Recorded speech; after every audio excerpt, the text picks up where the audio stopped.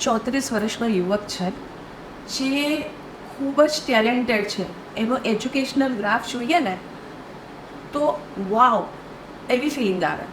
એનો professional graph જોઈએ તો he will be very successful, આપણે ખબર પડે. એની ફેમિલીને આપણે જોઈએ તો ઓલ આર એજ્યુકેટેડ. અને એનો દેખાવ જોઈએ, એની પર્સનાલિટી જોઈએ, ક્યાંય પણ A+ નથી, A++ છે. હવે આ યુવક માટે એના ફેમિલીની રિક્વાયરમેન્ટ એવી છે કે જે પણ છોકરીઓ ભણેલી હોવી જોઈએ, થ્રુઆઉટ ઇંગ્લિશ મીડિયમમાં ભણેલી હોય અને વેલ કોમ્યુનિકેટર હોય, પ્રેઝન્ટેબલ હોય અને સારા ફેમિલીથી બિલોંગ કરતી હોય એવી દેખાવડી દીકરી જોવી છે.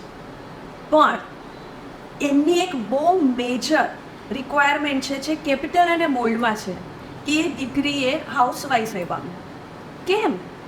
તો કે એ એના બાળકનું નર્ચરિંગ સારી રીતે કરી શકે, એના બાળકનું ધ્યાન આપી શકે, ફેમિલીનું ધ્યાન આપી શકે.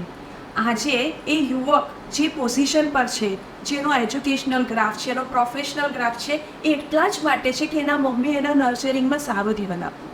સો આ એક્સપેક્ટેશન એ ફેમિલીની છે.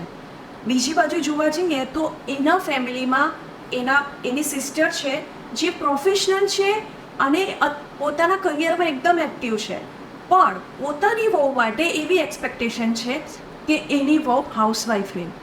તો આ કેટલા અંશે યોગ્ય કહેવાય? કેમ કે દરેક દીકરી આજે ભણે છે પછી એની પર્સનલ રિક્વાયરમેન્ટ હોય છે કે હું મારા પ્રોફેશનમાં કંઈક કરીશ, હું ભણીશ તો ખરી છું, તો હવે મને મારી જાતને પ્રૂવ પણ કરવી છે કે હું આ કરી શકું છું, હું મારા એક જગ્યા પર સ્ટેન્ડ લઈને ઊભી રહી શકું છું. તો આ યુવકને કેવી યુવતીએ અપ્રોચ કરવો જોઈએ, અથવા તો આ યુવક માટે કેવી યુવતી યોગ્ય રહેશે? તમારું શું માનવું છે? કોમેન્ટમાં લખી જણાવો.